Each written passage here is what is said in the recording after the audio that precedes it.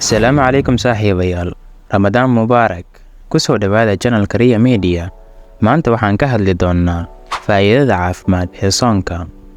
Intaan muuqaalkeen u guda gelin, haddii ay tahay markii ugu horreysay channel soo booqato, fadlan subscribe saar, muuqaalkana like saar, mahadsanid.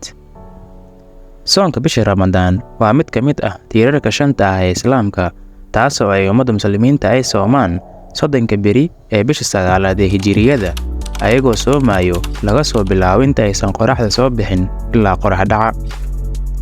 Soonka ay muslimiinta soomayaan ayaa mid ay ka soomayaan cuntada, cabidda, jimaaca iyo waxyaabo kale.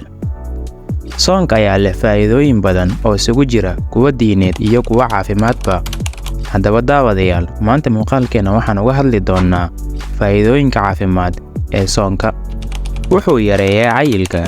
Soomidda saacado badan waxay yareysaa baruurta maadaama ay yaraadeen inta jeer uu qofku wax cuni jiray iyo kaloriska ama tamarta jirkiisa geli jirtay.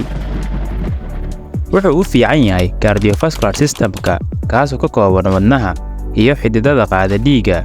Cilmi baaris la sameeyay waxaa lagu ogaaday in soonka uu yareeyo khatarta cudurka coronary heart disease, sidoo kalena uu yareeyo khatarta dhiigkarka iyo kolestaroolka.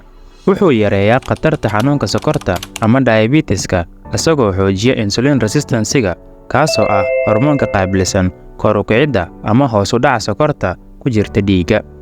Wuxuu ka hortagaa inflammation-ka ama caabuqa ay keenaan ilma aragtada.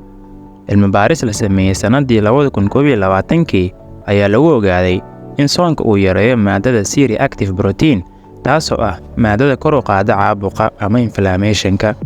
Wuxuu u fiican yahay dheefshiidka, iyadoo ay caloosha iyo xubnaha qaabilsan dheefshiidka ay helayaan waqti ay cuntadii hore ku shiidaan, sidoo kale ay ku sameeyaan qashin saar iyo koriimo.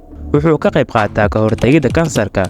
Daraasad la qoray 2019 ayaa lagu ogaaday in soomidda wax ka badan 12 saac ay yareyso koridda unugyada kansarka ayna kor u qaado waxtarka daawada kansarka oo lagu magacaabo chemotherapy.